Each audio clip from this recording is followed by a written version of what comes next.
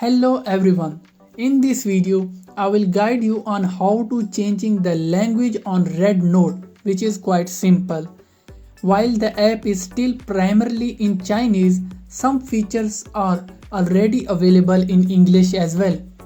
To change the language, open the app and tap on profile icon at the bottom right corner.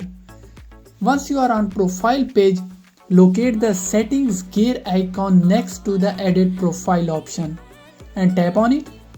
In the settings menu, select general settings and then tap on languages. You will see three language options. Choose the English option and go back. The app's language will now be set to English. In most cases, the language may already be in English, but if not, follow these steps to switch it. If this video was helpful, don't forget to like, share and subscribe to our channel for more informative videos. Until next time, goodbye.